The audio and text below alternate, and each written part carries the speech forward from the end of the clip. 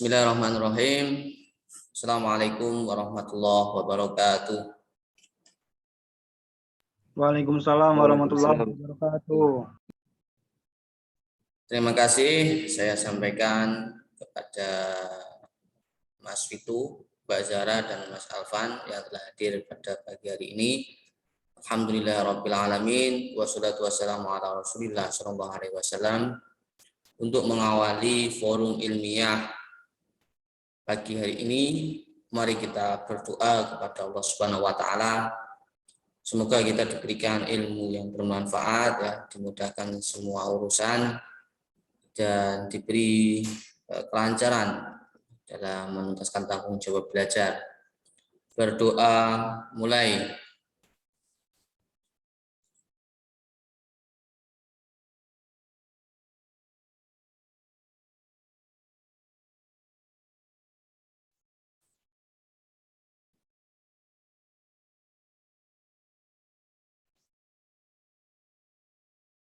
Berdoa selesai. Kita lanjutkan tilawah. Untuk hari ini saya minta tolong Mas Fitu untuk memimpin tilawah dan nanti Mbak Zahra yang menerjemahkan. Silakan diambil mushafnya teman-teman semua.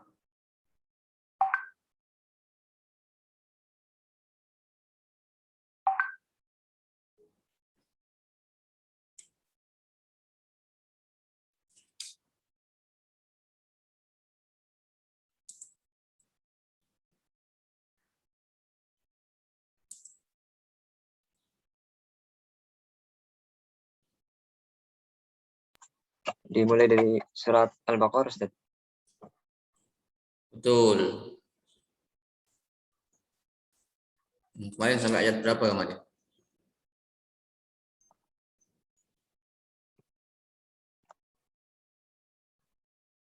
Dari kalau kemarin kalau nggak salah itu ayat 83 sampai ayat 88. Ya, berarti 89 ya mulainya. Silakan bisa dimulai. Baik, Ustaz. Baik, teman-teman. Sebelum kita mulai kegiatan pada hari ini, pagi hari ini, adalah kita membaca Al-Quran, tilawatul Al-Quran terlebih dahulu agar Allah merahmati kita. Dimulai dengan membaca surat Al-Fatihah dan dilanjutkan dengan membaca surat Al-Baqarah di ayat 89 sampai ayat 93. A'udzu billahi minasyaitonir rajim. Bismillahirrahmanirrahim. Alhamdulillahi rabbil alamin. Ar-Rahmanir Rahim. Maliki yaumiddin. Iyyaka na'budu wa iyyaka nasta'in. Ihdinas siratal mustaqim. Siratal ladzina an'amta 'alaihim ghairil maghdubi 'alaihim waladdallin. Bismillahirrahmanirrahim. Walamma ja'ahum kitabun min 'indillahi musaddiqan lima ma'hum wa kanu min qablu yastaftihuna 'ala alladhina kafaru falamma ja'ahum ma 'arafu kafaru bih fala'natullahi 'alal kafirin. Bi'sa mashtaraw bihi anfusahum an yakfuru bima anzalallahu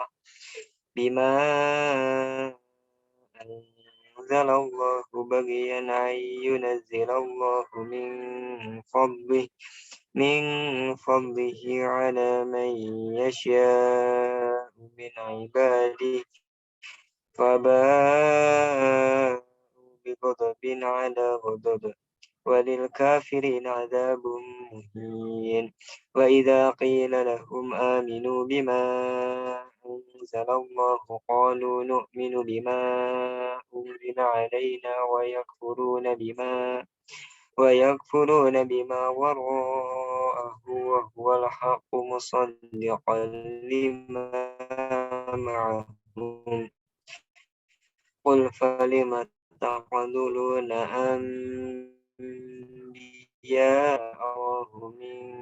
أنبياء الله من قبل إن كنتم مؤمنين ولقد جاءكم موسى بالبينات ثم اتخذتم العجل من بعده وأنتم ظالمون وإذ أخذنا ميثاقكم ورفعنا فوقكم الطور خذوا ما آتيناكم بقوة واسمعوا قالوا سمعنا وعصينا وأشربوا في قلوبهم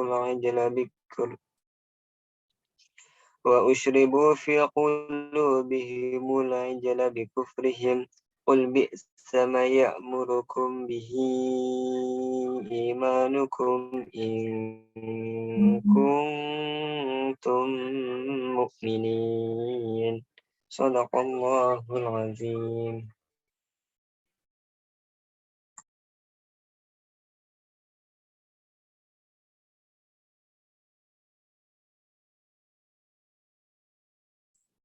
Silakan Mbak Zara untuk diterjemahkan.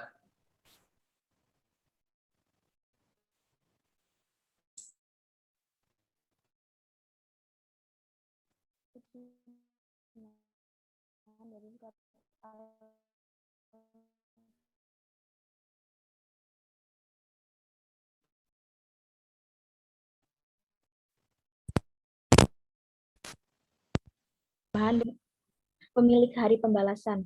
Hanya kepada Engkaulah kami menyembah dan hanya kepada Engkaulah kami memohon pertolongan.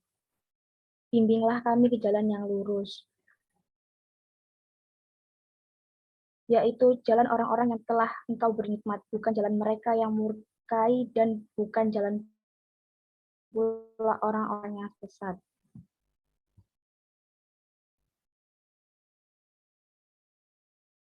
Sebentar Ustaz.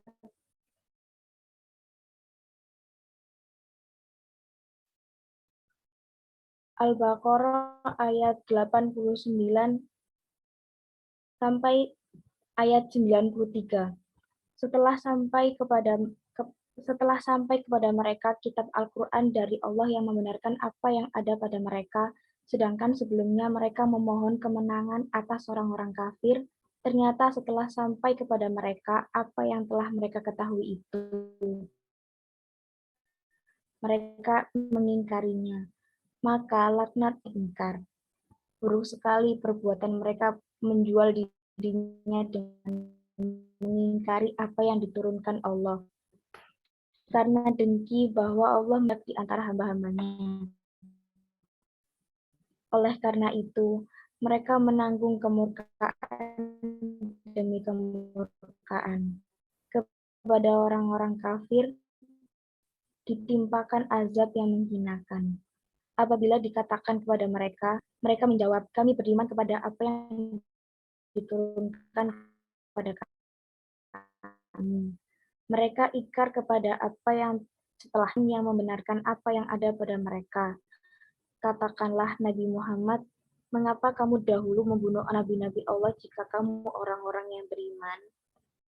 Sungguh, Musa benar-benar telah datang kepadamu dengan membuktikan kebenaran. Kemudian, kamu mengambil patung anak sapi sebagai sembahan setelah kepergiannya, dan kamu menjadi orang-orang yang zalim. Ingatlah, ketika kami mengambil janjimu dan kami angkat gunung Sinai di atasmu seraya berfirman, pegang teguhlah apa yang kami berikan kepadamu dan dengarkanlah. Mereka menjawab, kami mendengarkannya, tetapi kami tidak menaatinya. Diresapkanlah ke dalam hati mereka kecintaan penyembah patung, anak sapi karena kekafiran mereka. Katakanlah, sangat buruk apa yang diperintahkan oleh keimananmu kepada jika kamu orang-orang beriman. Ampun, Ustadz. Baik, terima kasih Mbak Zahra dan Mas Vito yang telah memimpin tilawah pada pagi hari ini. Semoga kita diberikan barokah dan manfaat atas Quran yang telah kita baca bersama-sama. Di dalam ayat tersebut tadi ada salah satu terjemahan yang mengindikasikan bahwa sebenarnya kita sudah tahu kebenaran itu, tetapi karena rasa yang lainnya akhirnya tidak dilakukan. Hubungan dengan Bani Israel ya. Nah, apa hikmah yang dapat kita ambil? Yang pertama yakni ya jangan sampai kita ketika sudah mengetahui kebenaran itu terus kita tidak melakukannya, gitu ya. Maka hal yang paling mungkin bisa kita lakukan yakni melakukan kebenaran-kebenaran tersebut. Misal sudah tahu jika sholat tepat waktu itu baik, berarti ya sekuat tenaga kita sholat tersebut harus kita tunaikan, gitu ya. Jadi intinya tidak nanggung ya, dalam mengerjakan kebaikan, istilahnya tidak setengah-setengah. Ya. Jadi saya motivasi teman-teman supaya maksimal dalam mengerjakan segala kebaikan. Tidak hanya sholat saja ya, namun kebaikan-kebaikan yang lainnya, gitu ya. Misal dalam mengerjakan tugas, kalau bisa ya saya sampai dapat A. Gitu. Kalau disuruh orang tua, ya saya segera bergegas. Gitu. Kalau misal ada mengerjakan ataupun menunaikan tanggung jawab, ya saya tunaikan dengan ikhlas, gitu, supaya hasilnya maksimal. Itu pelajaran yang dapat kita petik bersama ya. Jadi dilakukan dengan sungguh-sungguh. Banyak pepatah yang mengatakan ya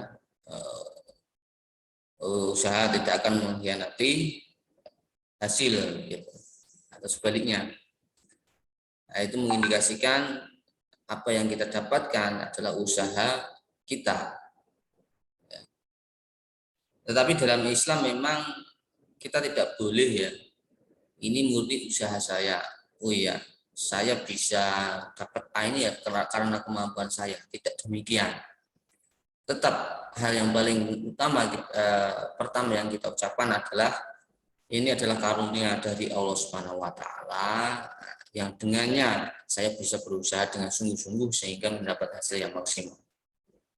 Itu yang paling tepat, gitu ya. Tetap semua itu adalah karunia dari Allah Subhanahu wa taala, tetapi dengan kehendaknya kita bisa berusaha dengan sungguh-sungguh, bukan dibalik, gitu ya. Teman-teman semuanya, pada pertemuan sebelumnya kita sudah membahas yang pertama terkait dengan bagaimana membuat judul artikel, ya. Yang kedua, bagaimana menulis abstrak.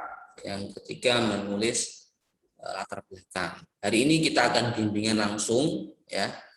Untuk teknis lebih mudahnya, saya minta tolong di sini yang paling senior siapa? Mas Alvan ya.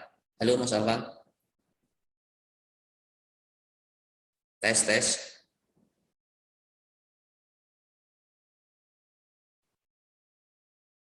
Masuk Ustaz. Masih di tempat Mas Alvan? Enggak Ustaz, masuk Ustaz. Baik. Saya minta tolong Mas Alvan membuatkan grup WhatsApp ya saat ini juga. Nah, tugas pekan lalu yang sudah saya PR-kan ya, sudah saya perintahkan ke teman-teman, nanti dikirim di WhatsApp tersebut, gitu ya. Nanti saya unduh, nanti saya tampilkan di sini, saya akan bimbing, gitu ya. Bisa dipahami Mas Alvan?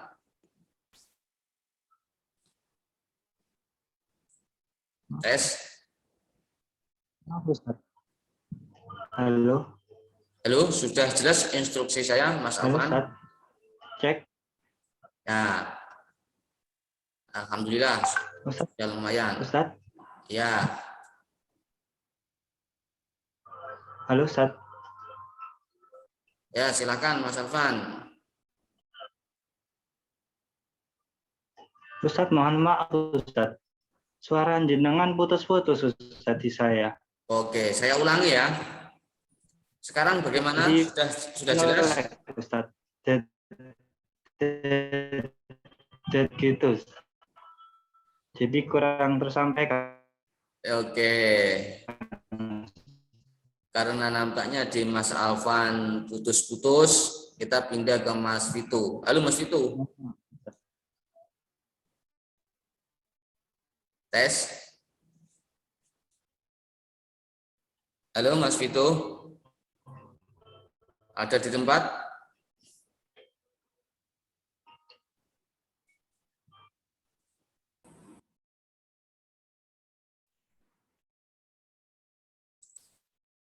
Halo, Assalamualaikum.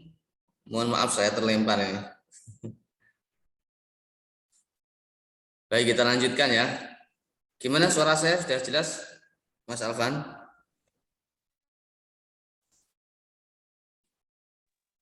Sudah, Ustaz, insya Allah. Sudah ya. Baik, saya ulangi instruksinya. Saya minta tolong Mas Alvan untuk membuatkan grup yang khusus forum ilmiah, grup WhatsApp.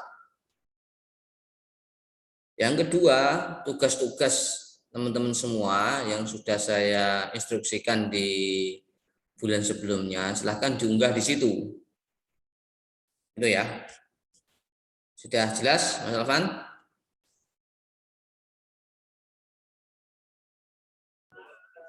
Yang pertama membuat grup forum ilmiah Ustaz Selamat, terus yang kedua mengunggah tugas pekan lalu, Ustaz. Ya, di WhatsApp tersebut. Betul. Baik, saya tunggu ya, teman-teman. Jika sudah, nanti saya mohon dikasih tahu ya, Mas Alvan. Oke, kita tunggu.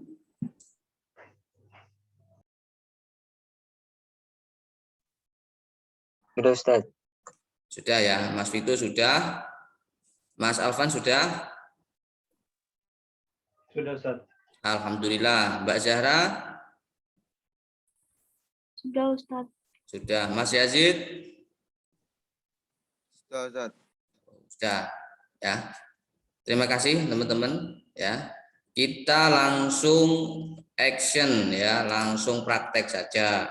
Nanti kalau saya kasih teori lagi terus kemudian saya suruh mengerjakan, teman-teman enggak mengerjakan lagi, nanti nasibnya sama seperti hari ini gitu ya. Saya akan coba share screen. Teman-teman silakan dibuka ya Microsoft Word ya, kosongan. Seperti yang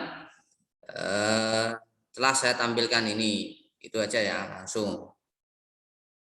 Jika sudah, silakan memberikan respon. Sudah, Ustaz. Sudah. Sudah, Ustaz. Baik.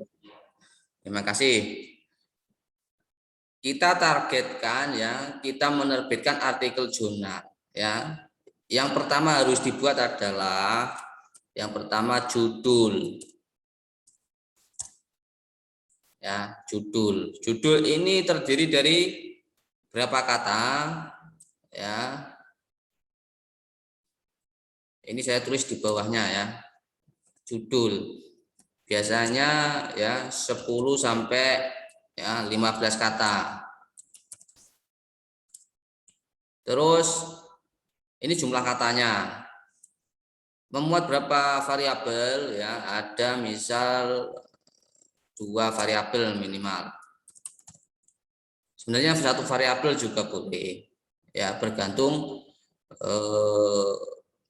apa ini jenis dan artikel yang akan kita buat. Di judul itu mengindikasikan ya, artikel secara keseluruhan yang dibuat. Misal ya, artikelnya berupa eksperimen, maka judulnya eksperimen. Ya, ini saya contohkan, misal eksperimen. Ini terbaca di screen teman-teman. Terbaca Ustadz. Alhamdulillah, saya besarkan sedikit ya. Oke. Yang pertama adalah kita membuat judul. Ya, misal eksperimen. Katakanlah seperti ini ya.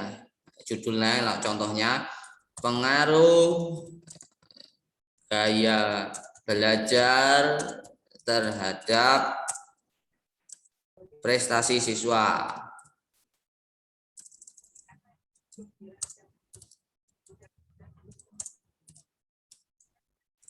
Nah, ini contohnya ya.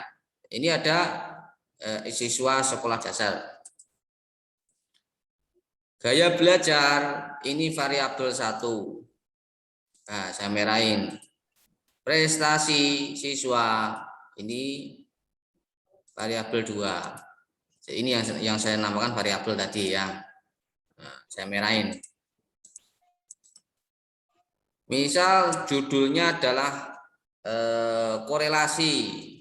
Ini sebenarnya teman-teman belum sampai sini, tapi saya langsung buat saja, langsung praktek. Misal biasanya judulnya hubungan ya gaya belajar terhadap dengan prestasi siswa. Ini contohnya ya. Sama, ini variabel 1, ya ini variabel 2. Ini baru membahas judul ya. Ustadz, saya nggak bisa melakukan penelitian ini karena belum ada kajian ilmu. Oke, kita membuat literatur review. Namanya literatur review. Yakni apa yang dimaksud literatur review? Menulis karya ilmiah ya dengan metode pengumpulan data berupa teks-teks atau artikel-artikel. Itu ya, intinya begitu. Jika kita judulnya yang sama, apa misalnya? Kita buat semisal ya, judulnya sama dengan eksperimen korelasi. Bagaimana membuatnya? Misal ya, judulnya begini, meningkatkan ya, prestasi siswa ya, dengan mengoptimalkan gaya belajar.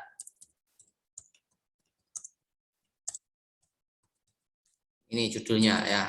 Contohnya seperti ini, meningkatkan prestasi siswa sama ya.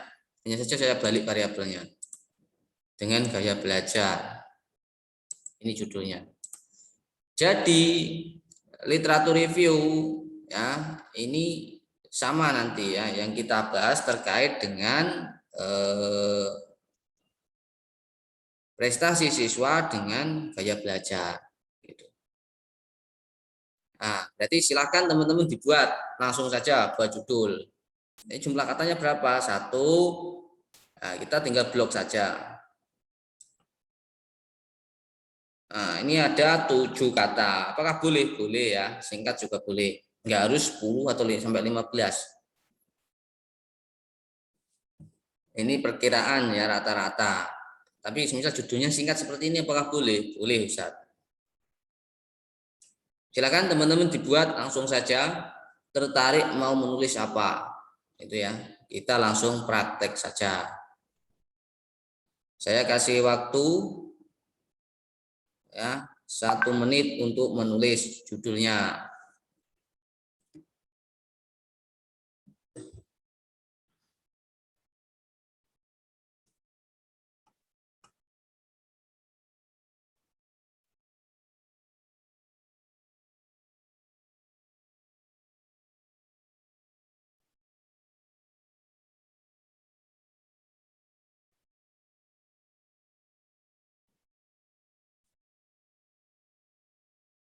Sudah?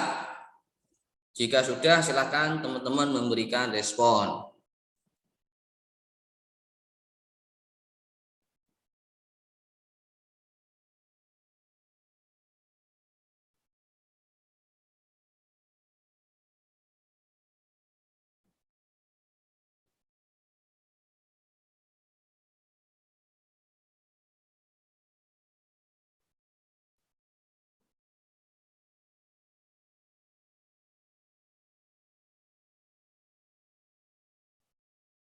Mas Alvan sudah? Sudah, Ustaz. Alhamdulillah. Silakan dibaca judulnya apa?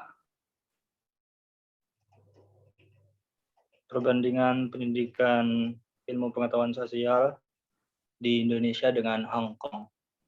Oke, bagus. Itu apa nanti? Literatur review atau eksperimen, korelasi atau jenis lainnya? Literatur review, Ustaz. Oke, bagus. Berarti membandingkan pelajaran IPS di Indonesia dengan di Hong Kong ya. Iya, Ustaz. Berarti nanti sumber artikelnya sumber yang ada di Indonesia sama yang di Hong Kong. Bagus. Berikutnya Mas Vito, silakan. Belum, Ustaz. Nah, belum. Kenapa kok belum?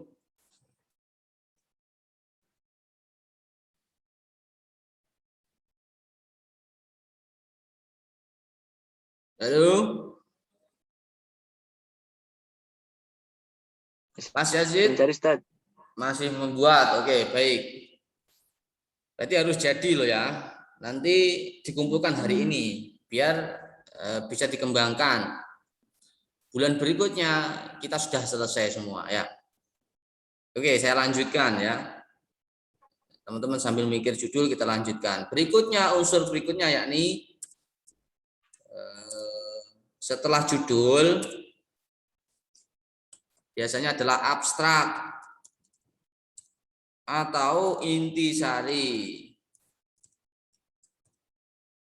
Ya, intisari ini adalah ringkasan yang ada ini di sebuah artikel ilmiah. Yang pertama apa? Ya, abstrak ini terdiri ya antara 150 sampai dengan 250 kata. Ini rata-rata ya, standar rata-rata. Terus apa saja di dalamnya ya? Yang ya, kalimat pertama ada di abstrak.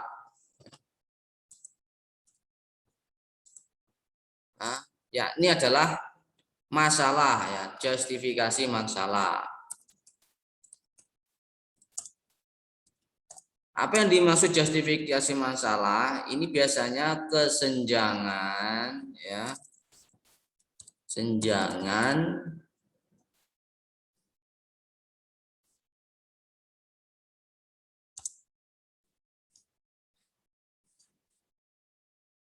bentar. Ini punya saya nge-freeze. Masih tampak Mas Alvan di screen-nya?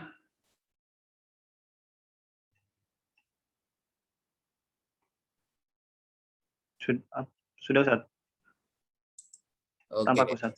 Ya, justifikasi masalah apa? Yakni kesenjangan antara kenyataan dengan kondisi yang seharusnya. Misalnya ya, meja seharusnya bukan tempat duduk, ya, tetapi faktanya ya, digunakan sebagai tempat duduk teman-teman, sehingga tidak sesuai fungsinya. Ya, seperti itu ya contohnya, untuk sederhananya. Apalagi, nah, kalau misalkan ini ya, seharusnya prestasi meningkat, ya, prestasi siswa ini meningkat apabila gaya belajar siswa itu juga meningkat. Tetapi faktanya ya, prestasi siswa ini menurun sedangkan jam belajarnya dinaikkan. Ya, berarti ini ada masalah, gitu ya. Itu yang dimaksud justifikasi masalah. Yang berikutnya adalah tujuan. Setelah ada masalah biasanya ada tujuan. Tujuan ini adalah hal yang ingin dicapai,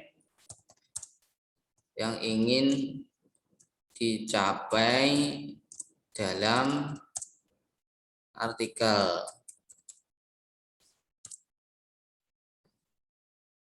Misal tujuan tujuan artikel ini adalah untuk mendeskripsikan ya hubungan prestasi siswa dengan gaya belajar, begitu ya.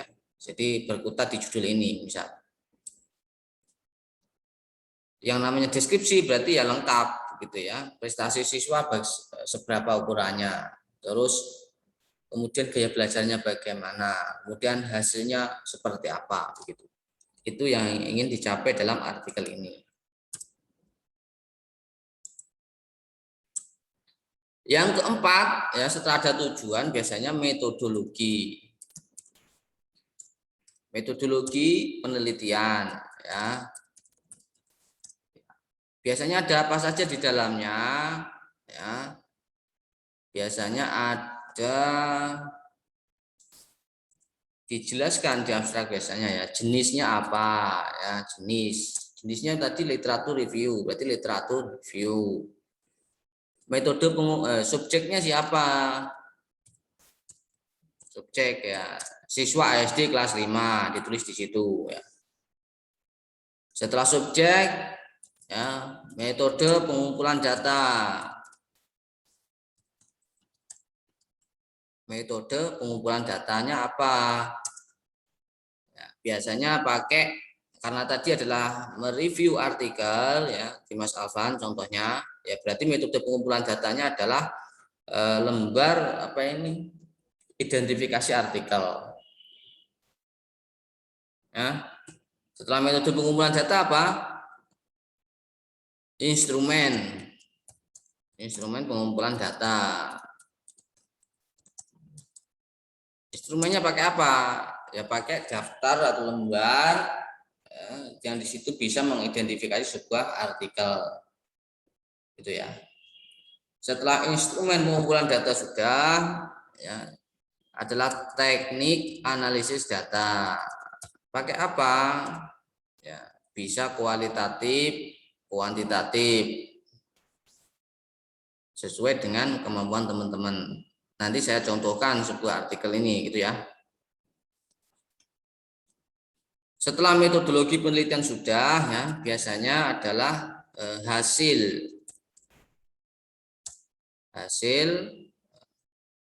yang harus ditampilkan dalam ini, gitu ya, dalam artikel ini, hasil penelitian. Jadi di abstrak adalah memuat ya komponen 4 ini, ya justifikasi masalah, tujuan, metodologi, dan hasil. Jumlah katanya berapa? 150 sampai 250 kata. Jadi sini ada penjelasan, ada pertanyaan? Saya akan tunjukkan contohnya ya. Ya, Mas Alvan, silakan. Pendahuluan itu masuk ke mana, Mas? Ya, sebentar ya. Pendahuluan masuk mana? Pendahuluan itu diwakili oleh justifikasi masalah di abstrak ya.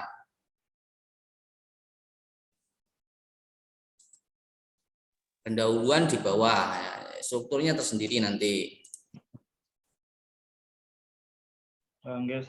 Oke, kita lanjutkan ya.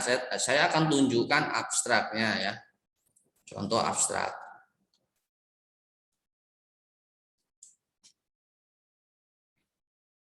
Saya akan share screen lagi. Ya, teman-teman silakan serius ya. Dicatat. Kalau malas nulis di laptop, boleh dicatat di buku tulisnya. Pekan depan tidak ada yang tidak membuat atau tidak mengumpulkan. Karena kita sudah langsung praktik. Nah, misal nih ya, katakanlah artikel saya ini ya, ini adalah punya saya. Saya akan langsung tunjukkan punya saya ya. Misal ini Mas Alvan kan literatur review ya, betul Mas Alvan? Biasa. Oke, saya akan tunjukkan literatur review ya. Ini membangun pendidikan anti korupsi di sekolah dasar. Ini adalah literatur review. Nah, mana yang justifikasi masalah? Ya, ini abstrak ini yang ditampilkan. Inilah yang dimaksud ya justifikasi masalah yang saya blok ini ya. Korupsi terjadi hampir di semua segi pemerintahan, mulai dari bawahan sampai elit. Korupsi dilakukan secara masif oleh pelakunya menggunakan berbagai cara bentuk. Nah, jadi sampai saat ini itu kondisi di lapangan korupsi itu masih merajalela, artinya begitu. Oleh karena itu diperlukan usaha untuk memerangi korupsi tersebut, ya, terutama bagi siswa sekolah dasar dilakukan dengan cara preventif. Nah, karena terjadi di berbagai aspek tadi ya, di berbagai segi kehidupan, makanya di sekolah dasar harus dilakukan cara, yakni dengan cara apa? Preventif. Caranya bagaimana? Yakni usaha dengan membangun pendidikan anti korupsi di sekolah dasar. Ini adalah justifikasi masalah. Jadi justifikasi masalah juga ada penyelesaian ya, yakni dengan membangun pendidikan anti korupsi di sekolah dasar. Kemudian tujuan. Nah, tujuan ini yang saya blok ya. Kelihatan Mas Alvan? Tes. Sebentar Ustaz. Nggih, Ustaz. Nah, tujuan ini ya, hal ini bertujuan memberikan pengetahuan jenis dan cara mencegah berbagai bentuk korupsi. Ya, ini tujuan dari artikel ini, gitu ya. Kemudian metodologi yang mana?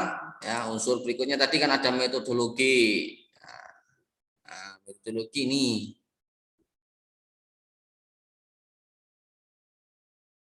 Gitu ya. Nah, ini metodologinya. Saya blok. Penelitian ini menggunakan metode kajian pustaka dengan cara mengumpulkan data dari menganalisis sumber-sumber buku, artikel, dan sejenisnya. Itu ya. Terus hasilnya mana? Ya, tadi saya bloknya kelebihan tadi ya. Nah, ini hasilnya. Ternyata di metodologi saya buat singkat ternyata ya. Tapi nampaknya juga diterima oleh si jurnal. Nah, ini hasilnya ya. Hasil penelitian ini adalah cara yang efektif untuk membangun sekolah berbasis pendidikan anti korupsi, gitu ya. Kemudian saya jelaskan lagi, pendidikan anti korupsi merupakan usaha dilakukan sadar untuk mengajarkan siswa tentang anti korupsi. Terus kemudian tidak hanya guru yang memiliki kewajiban mengajarkan, tetapi juga kepala sekolah memiliki peran penting. Kemudian ada kurikulum, ya, ada kurikulum pendidikan anti korupsi. Kemudian memfasilitasi berbagai gaya belajar siswa, ya, visual, auditori, dan kinestetik. Maka guru dapat menggunakan model pembelajaran yang bervariasi sehingga tidak monoton dan membosankan. Kemudian ada asesmen yang dapat digunakan dalam pendidikan anti korupsi. Jadi lengkap ya, ada masalah, kemudian ada tujuan, kemudian ada metodologi, kemudian ada hasil. Nanti kalau dibuat sekarang nampaknya nggak cukup ya. Kita lanjutkan tadi. Ada pertanyaan dari sini baru sampai judul dan abstrak.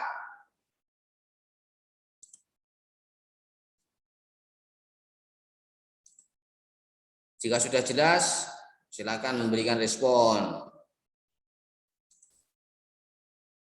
Insya Allah jelas Ustaz.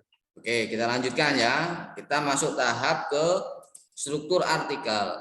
Ya, berikutnya setelah abstrak ya. Oh ya, biasanya ada namanya kata kunci ya. Mohon maaf, kata kunci. Kata kunci atau keyword biasanya. Nah, kata kunci ini apa yang dimaksud kata kunci? Yakni apa ini? Kata-kata yang menjadi kunci dalam artikel.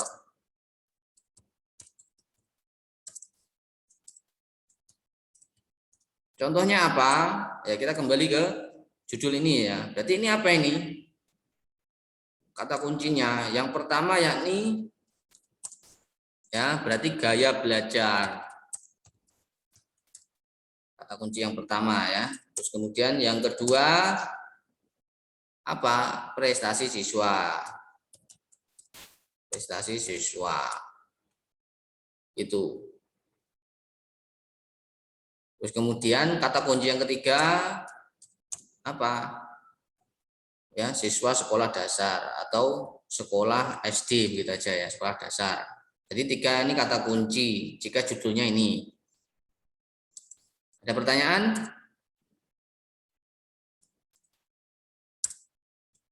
Jadi ada 3 kata kunci ya. Ada pertanyaan? Jelas? Silakan jika jelas memberikan respon semuanya.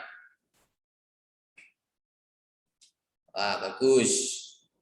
Oke, sip. Mas Yazid. Siapa lagi nih yang belum berikan respon? Mbak Zara? Jelas. Oke, Mbak Zara belum memberikan respon.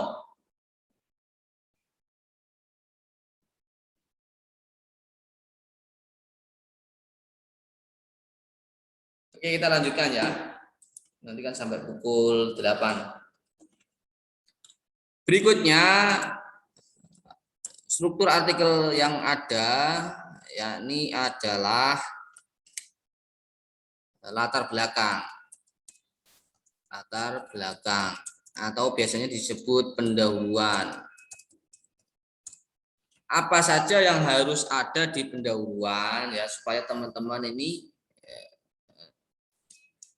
mudah dalam menulis. Kita identifikasi yang pertama adalah struktur dan isinya ya atau komponen susunannya. Yang pertama adalah kita komponennya ada apa saja. Yang pertama biasanya ada rasional ya. Sebelum ke rasional ya kita kembali ke tadi ya. Biasanya ada yang namanya penyebab. Biasanya fakta aja ya, kita tulis fakta. Fakta itu hal-hal yang terjadi di lapangan, teman-teman. Fakta-fakta komponennya. Setelah fakta ya biasanya faktanya banyak siswa yang bolos sekolah. Terus kemudian apa dia penyebabnya? Ya berarti dia kalimat kedua adalah penyebab. Penyebabnya banyak yang telat atau terlambat masuk kelas karena perjalanannya jauh. Itu penyebab. Yang ketiga, setelah penyebab biasanya langsung ya, kondisi yang seharusnya. Kondisi yang seharusnya tadi loh ya. Siswa seharusnya tidak terlambat gitu. Walaupun rumahnya jauh, diantisipasi dengan cara apa gitu. Karena di sekolah menuntut orang itu untuk disiplin, misal seperti itu. Setelah kondisi yang seharusnya ya. Masih nampak jelas Mbak Zara di screen-nya? Jelas, Ustaz. Oke, baik. Setelah kondisi yang seharusnya ya, komponen berikutnya adalah dia langsung justifikasi masalah gitu ya. Justifikasi masalah. Ya ini D. Jadi ada justifikasi masalah. Ya, ini diwakili yang ditanyakan masalah apa tadi, di abstrak yang mana, dimasukkan mana. Ya ini justifikasi masalah ini dimasukkan di abstrak nomor 2 tadi gitu ya. Justifikasi masalah adalah simpulan masalah gitu ya. Kemudian setelah ada masalah biasanya kan ada penyelesaian. Seperti yang saya tunjukkan tadi ya. Masalahnya banyak korupsi diselesaikan dengan pendidikan berbasis korupsi di SD. Gitu.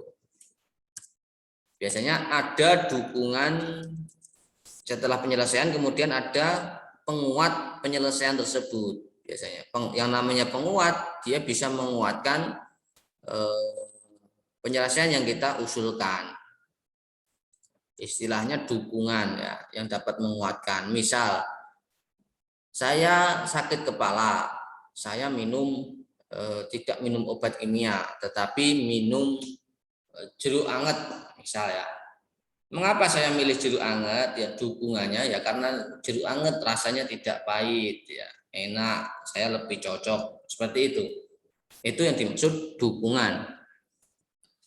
Setelah penyelesaian, ya, berikutnya adalah biasanya tujuan, ya tujuan tadi, tujuan artikel atau penelitian. Setelah tujuan ada, ya biasanya itu ada deskripsi singkat yang namanya literatur review. Seperti kalau dalam skripsi itu ya, ada literatur review yang menyangkut tentang, kalau misal judulnya tadi gaya belajar dan prestasi siswa gitu. Ini yang ada di latar belakang, ya, yang ada di latar belakang. Kita coba kembali ke contoh ya. Saya akan share screen contoh tadi.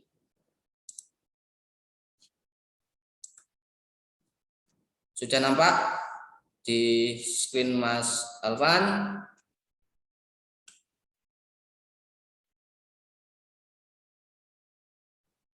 Mas Witu?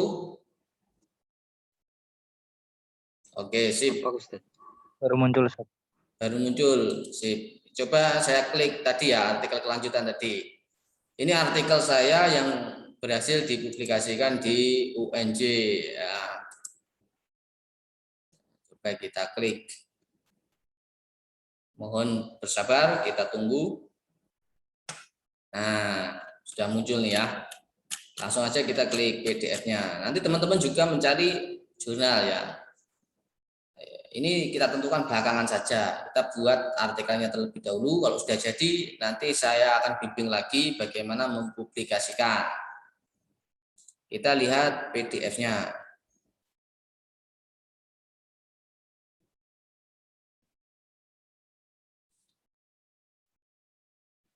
Kita tunggu.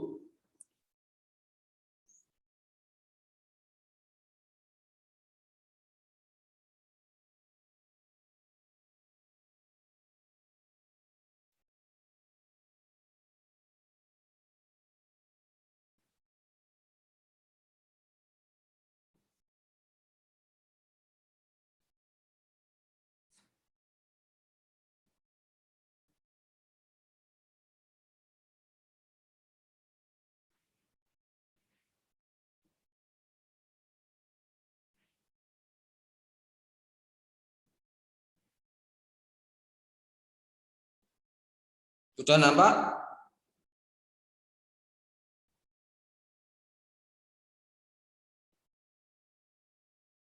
Oke. Sudah nampak Mas Afan? Sudah, Ustaz. Oke ya. Di pendahuluan seperti yang saya sebutkan tadi itu adalah ada fakta. Karena ini artikel ini berupa artikel, berarti dia fakta berupa artikel, gitu ya. Ini contohnya, bukti penelitian yang telah dilakukan di sekolah dasar menunjukkan bahwa, ini ya saya blok, ini adalah fakta. Itu ya. Kemudian di paragraf berikutnya, ya, ini penyebab tadi ya, kebanyakan korupsi dilakukan karena memberikan keuntungan. Mengapa korupsi? Karena memberikan keuntungan. Gitu ya. Ini penyebab di paragraf kedua. Kita cek paragraf ketiga. Terus kebanyakan siswa kesulitan dalam mengidentifikasikan korupsi. Nah, setelah tadi disebabkan di semua aspek, penyebabnya ternyata memberikan keuntungan, ternyata fakta di SD diperkuat lagi. Siswa kebanyakan belum tahu, gitu ya. Kemudian paragraf berikutnya ya, penyelesaian. Ya, hal tersebut menjadi dasar pendidikan anti korupsi perlu digalakkan di sekolah dasar. Ini yang dimaksud penyelesaian. Preventif tadi ya, ada di abstrak tadi yang saya blok.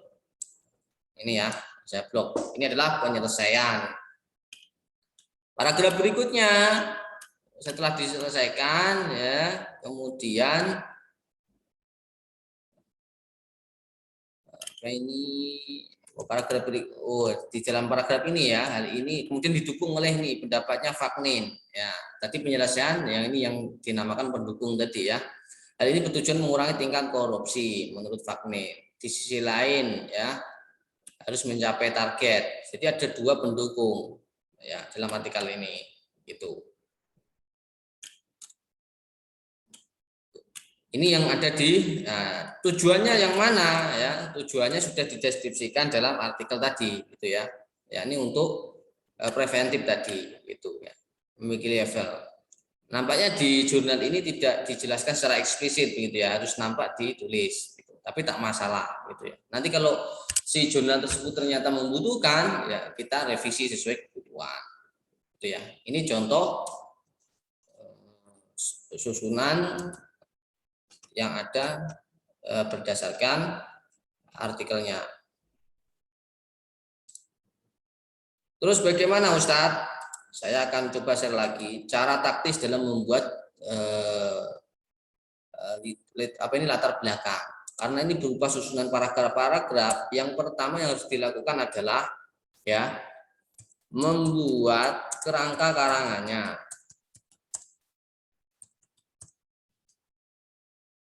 Waktu masih ada ya. Membuat kerangka karangan. Mengapa harus dibuat kerangka karangan? Karena kerangka karangan ini berfungsi sebagai peta atau jalan yang menuntun kita menulis secara terstruktur. Antar paragraf nanti koheren ya, saling mendukung gitu ya. Caranya bagaimana? Ya misal kita tinggal breakdown saja unsur atau komponen ini itu ya di dalam membuat kerangka karangan gitu ya. Caranya begini. Kita tinggal breakdown ke bawah.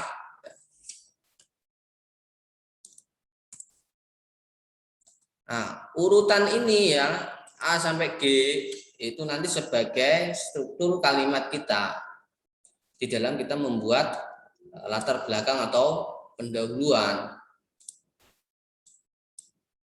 Ya. Misal fakta-faktanya ya, contoh prestasi siswa ya, fakta-faktanya kita tulis saja di bawahnya langsung. Ini berarti mengindikasikan nanti di paragraf pertama ya, faktanya misal 10 dari 15 siswa ya memiliki nilai di bawah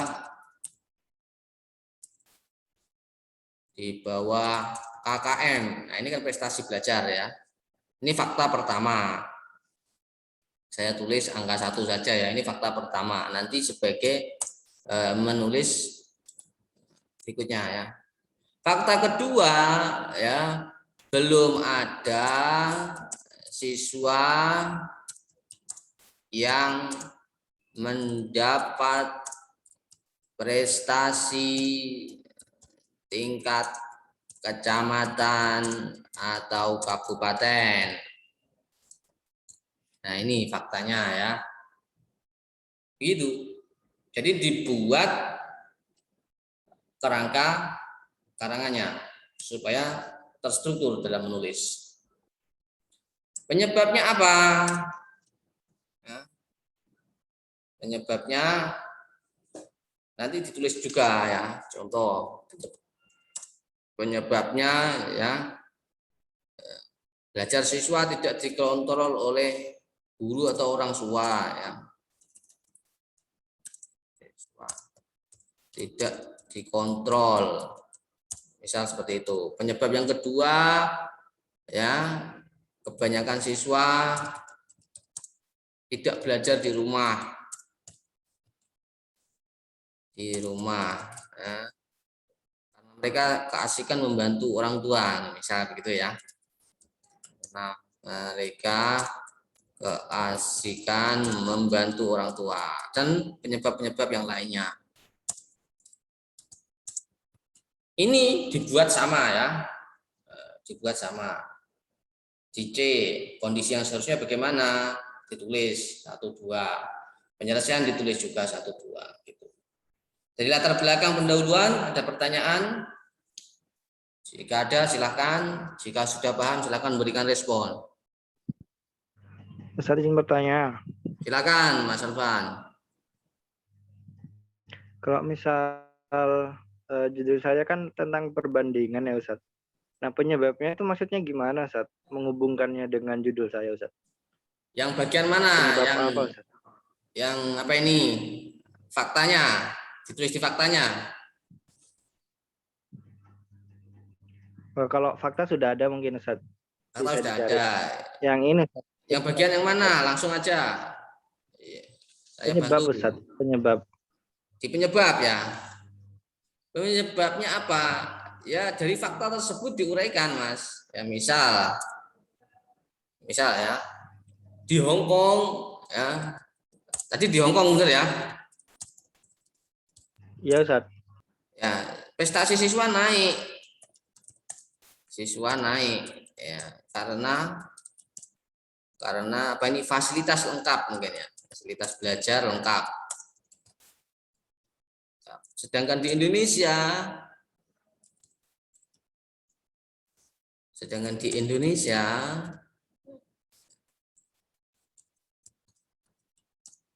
prestasi naik dikarenakan semangat belajar yang tinggi. Gitu. Ini kan ada perbandingan sudah. Yang satu karena fasilitas, yang satu karena semangat. Beda kan konteksnya. Ya karena membandingkan gitu ya. Begitu. Misal di Hong Kong prestasi yang turun itu disebabkan ya karena rata-rata mereka membantu orang tua gitu. Di Indonesia rata-rata prestasi turun karena malas gitu. Misal seperti itu. Nanti didukung oleh artikel kelanjutannya tadi yang saya namakan penguat. Gitu Mas Alvan. Oh enggak Ustaz. Ya, dapat dipahami ya?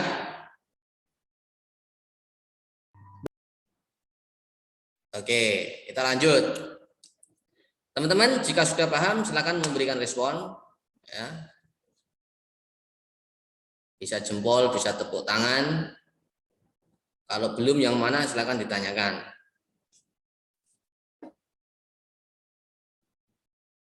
Silakan. Mas Fitu, Mas Yazid, Mbak Zahra, jika sudah paham silakan memberikan respon.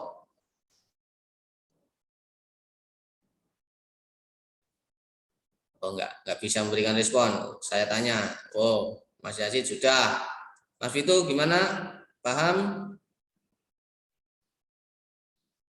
Oh, Mas Alvan sudah, tetapi puyeng. Mas Fitu, cek.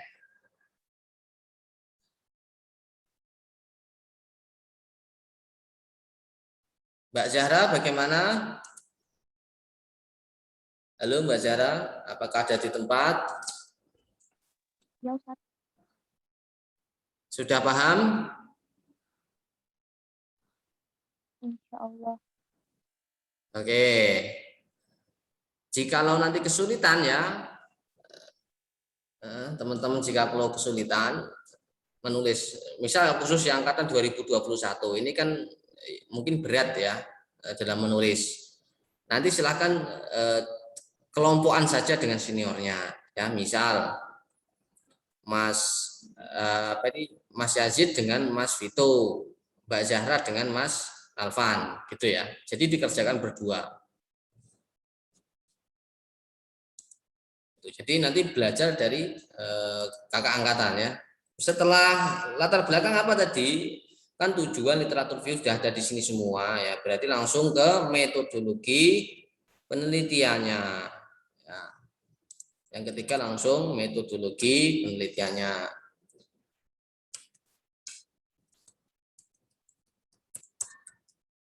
Metodologi penelitian. Ada apa saja tadi di metodologi? Yang pertama adalah ada jenis. Kemudian ada subjek. Kemudian ada apa? Metode pengumpulan data. Ada apa lagi tadi? Ada instrumen pengumpulan data. Yang berikutnya ada apa lagi? Ada teknik analisis data. Di metodologi ini ya, teman-teman. Saya akan coba tunjukkan di artikel tadi.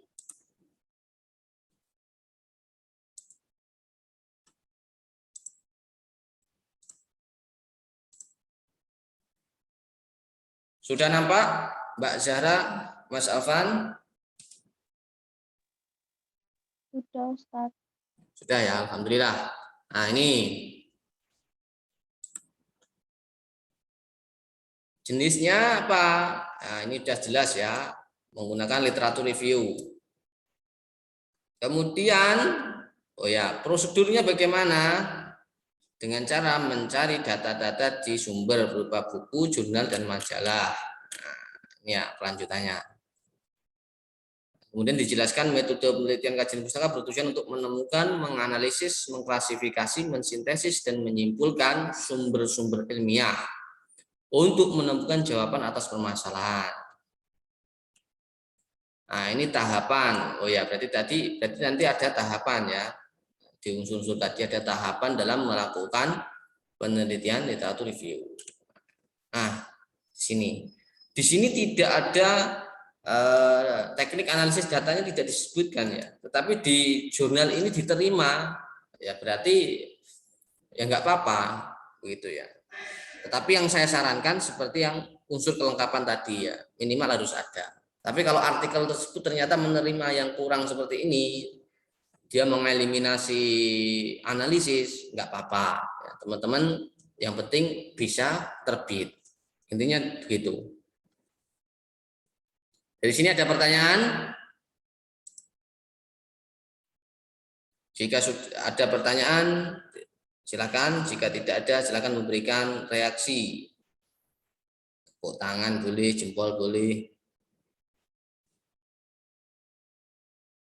Nah, Mbak Zahra sudah, Mas Yazid sudah, Mas Alvan dan Mas Fitu belum.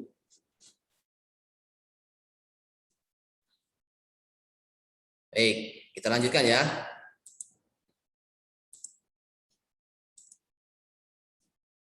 Sudah nampak Mas Fitu di screen-nya? Setelah metodologi biasanya adalah hasil dan pembahasan. Hasil dan pembahasan. Oke, saya akan deskripsi di bawah. Hasil itu isinya apa? Yakni temuan ya. Temuan. Ya, bisa kalau artikel literatur review ya biasanya konsep. Ya. Menemukan berapa jumlah artikel, terus konsep terkait tema prestasi tadi ada berapa, itu biasanya ditulis di sini. Nah, setelah konsep ya, biasanya dua ini ya artikel ilmiah. Setelah hasil ya kemudian adalah pembahasan. Pembahasan isinya ada apa? Ya, membahas tadi ya tema-tema tadi, yakni misal kritik ya, kritik tentang konsep tadi. Kemudian penyelesaiannya bagaimana, ditulis. Tadi penyelesaiannya kan contoh artikel saya, membangun anti korupsi di sekolah dasar. Nah, berarti tadi kan ada unsur penyelesaiannya, berarti ada peran guru, berarti ditulis peran guru dan kepala sekolah. Ada kurikulum. ada strategi mengajar, ada asesmen gitu. Ini yang dibahas. Ini ya teman-teman yang dibahas di hasil dan pembahasan. Saya percepat.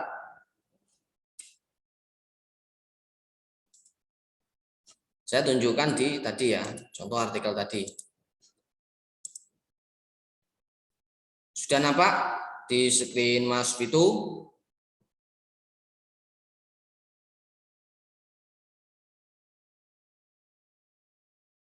Tes.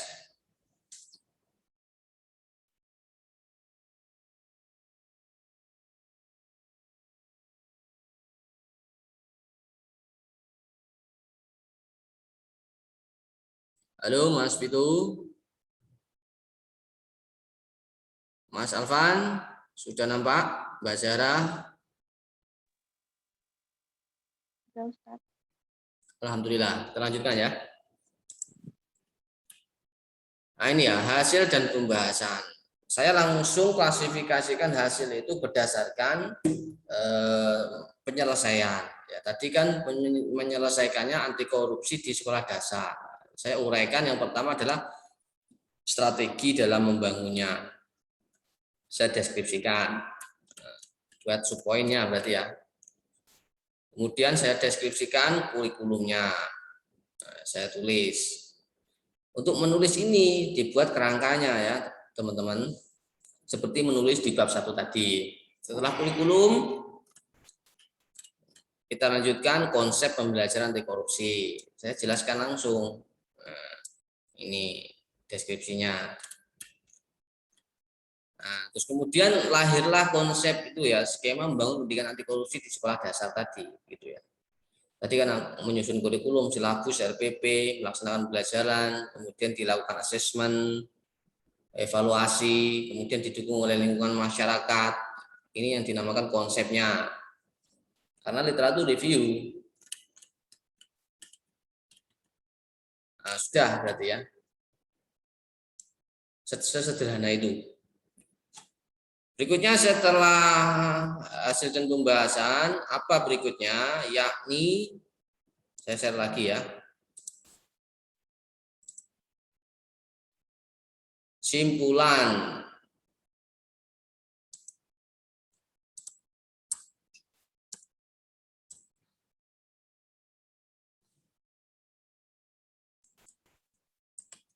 Ya, simpulan. Simpulan isinya ada apa saja? Ya, simpulan itu adalah hasil dari olah data ya berdasarkan tujuan penelitiannya. Ini yang dimaksud simpulan. Di dalam simpulan juga ada yang namanya nanti ada saran ya. Saran ini ya bisa praktis itu artinya langsung bisa digunakan ya, misal handphone ini digenggam enak ya, ini praktis namanya. Secara teoritis juga bisa biasanya ya, berarti secara praktis dan teoritis. Secara teoritis itu biasanya ya berkaitan dengan sumbangsih kita terhadap artikel yang kita buat gitu. Misal artikel ini dapat digunakan sebagai acuan mengembangkan pendidikan anti korupsi gitu ya. Ini yang dimaksud saran. Kita coba ke contoh langsung. Saya share ulang tadi contoh tadi. Sudah nampak Mas Vito?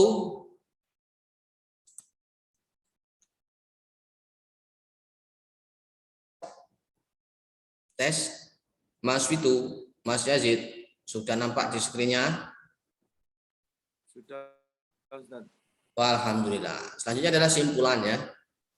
Ini simpulan. Pendidikan anti korupsi diperlukan di sekolah dasar sebagai upaya preventif. Ya, tadi kan ya, ini simpulan. Sebagai upaya preventif. Kemudian dalam membangun anti korupsi tersebut dibutuhkan usaha yang sungguh-sungguh semua pihak. Ya, simpulan kedua, kalimat kedua tadi. Karena tadi ada melibatkan guru dan kepala sekolah. Terus setiap pihak memiliki tugas tanggung jawab dalam mereka masing-masing ya. Misal ada kepala sekolah tadi. Kepala sekolah apa fungsinya? Kemudian peran guru. Nah, karena tadi tujuannya adalah untuk mendeskripsikan pendidikan anti korupsi, makanya semua pihak dilibatkan. Kemudian ada asesmen. Tadi kan ada asesmen juga ya, disingkat di sini. Itu ya artikel ini.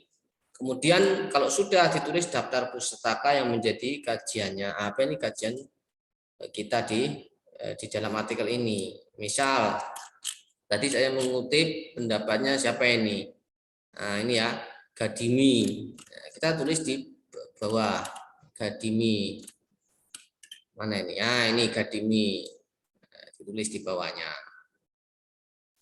Jika sudah selesai artikel kita yang sudah kita buat tadi, siap untuk dipublikasikan. Jadilah karya kita.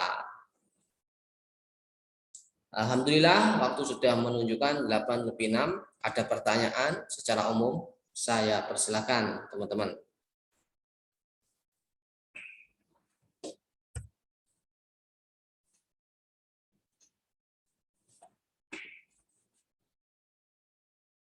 Mas Vito ada pertanyaan?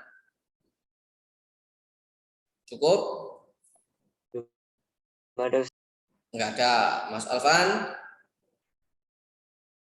Jangka waktu pengerjaannya ini sampai kapan, Ustaz? Jangka waktu pengerjaannya sampai 1 bulan ke depan. Jadi kita ketemu di forum ilmiah, berarti di bulan apa? Akhir November ya. Sekarang kan akhir Oktober. 1 bulan apakah cukup? Sangat cukup. Ya, waktunya banyak. Jadi pekan depan bulan depan akhir November tidak ada yang tidak mengerjakan. Semuanya wajib mengerjakan. Di pertemuan berikutnya nanti saya akan bimbing cara mempublikasikan ya. Cara mempublikasikan teman-teman. Nah, di tengah jalan jika ada kesulitan boleh kalian konsultasi ke saya ya. Itu Mas Alvan. Ada lagi? Enggak, Ustaz. Mungkin sebentar.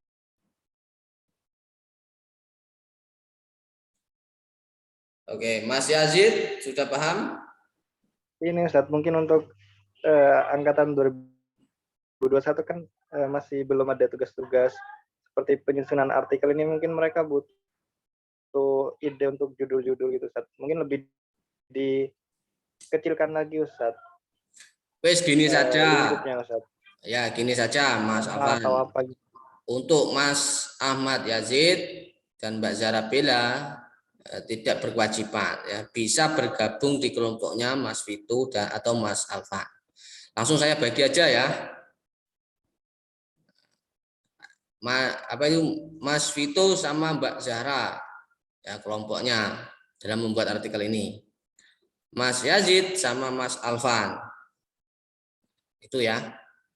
Ingat-ingat, berarti nanti dikerjakan sesuai porsi masing-masing ya. Supaya kalian tidak hanya mengamati ya, tetapi bisa langsung ikut memberikan sumbangsih dalam kelompoknya.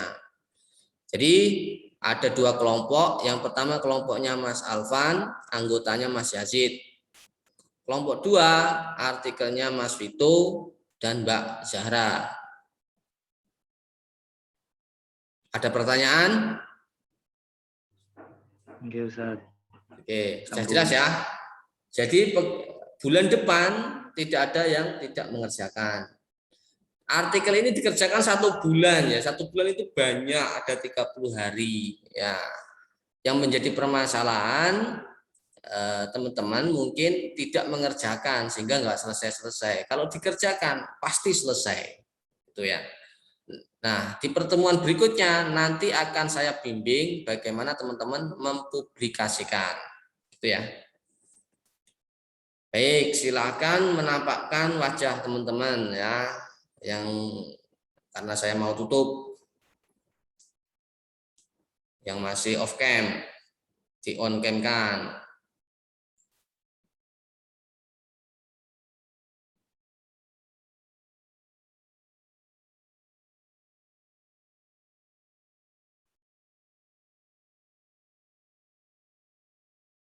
Oke, Mbak Zahra belum? Saya foto. Nah, ternyata masih macak. Nggak apa-apa. Saya hitung 1, 2, 3.